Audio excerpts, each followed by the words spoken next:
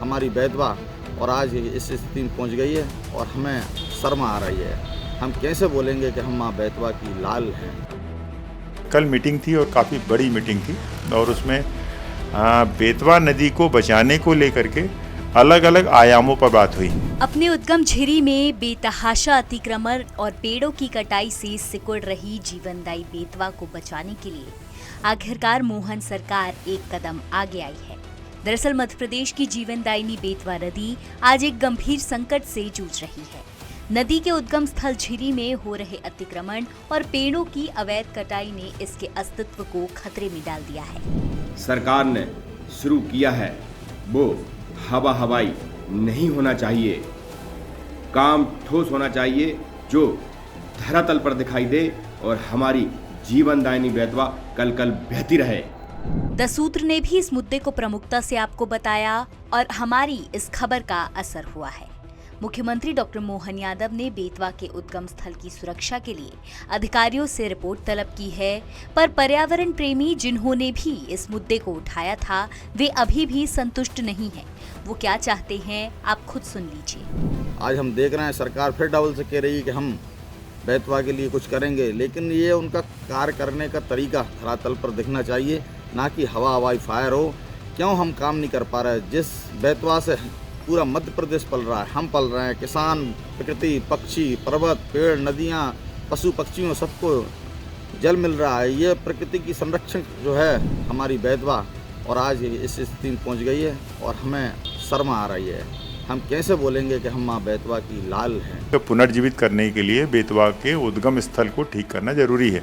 तो फिर कल मीटिंग थी और काफ़ी बड़ी मीटिंग थी और उसमें बेतवा नदी को बचाने को लेकर के अलग अलग आयामों पर बात हुई। बेतवा का जो ओरिजिन है वो ओरिजिन समाप्त हुआ था, तो उसके ऊपर काफ़ी डिटेल में बात हुई। अलग अलग जगहों से हाइड्रोलॉजिस्ट पधारे थे, बुलाया गया था शासन के द्वारा, और 2 NGOs बुलाए गए थे जो हाइड्रोलॉजिस्ट थे और उनके अलग अलग प्रेजेंटेशंस थे, उनको फिर से रखा गया और उसके आधार पर ये निश्चित किया गया कि झीरी की जो संरचनात्मक जो स्थितियाँ हैं वहाँ पर जो जियोलॉजी की और जियोग्राफी की जो संरचना है उसके आधार पर अब वहाँ पर किसी भी तरह का पक्का निर्माण अब आगे से प्रतिबंधित रहेगा। दूसरी बात ये थी कि वहाँ पानी जो है वो कैसे वापस जो लो लाइंग एरिया है उसमें पानी कैसे भरे कि पानी फिर फूटने लगे, क्योंकि सीमेंटाइज हो गया है।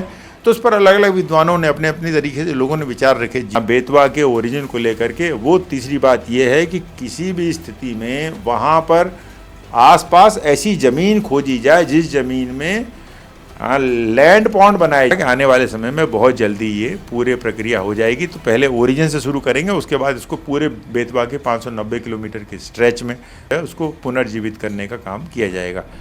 आपको बता दें कि मुख्यमंत्री डॉक्टर मोहन यादव ने बेतवा के उद्गम स्थल की सुरक्षा के लिए अधिकारियों से रिपोर्ट तलब की है। साथ ही साथ पर्यावरणविदों के साथ बैठक कर कई अहम निर्णय लिए गए हैं। सरकार अब झिरी में पक्के निर्माणों पर रोक लगाने की योजना बना रही है। इसके साथ ही पहाड़ियों और लो लाइन एरिया में मानसून से पहले बड़े पैमाने पर पेड़ उगाने की भी तैयारी की जा रही है। इसके अलावा पानी को जमीन में रिसने के लिए वाटर बॉडी बनाने पर भी जोर दिया जाएगा, ताकि बेतवा को जीवन देने वाली झीर फिर से बहने लगे। और कहीं न कहीं पर्यावरण प्रेमियों को उम्मीद है कि सरकार के इस कदम से बेतवा का संकट दूर होगा और नदी फिर से अपने प्राकृतिक रूप में बहने लगेगी। पर क्या बेतवा फिर से अपने पुराने रूप में जीवित हो पाएगी? क्या सरकार और पर्यावरण प्रेमियों की यह मुहिम बेतवा को बचा पाएगी? ये सवाल अभी भी सबके जहन में है। बेतवा को बचाने की यह लड़ाई अब न केवल सरकार की जिम्मेदारी है, बल्कि हमारी भी जिम्मेदारी है। भोपाल से हमारे विशेष संवाददाता संजय शर्मा की रिपोर्ट।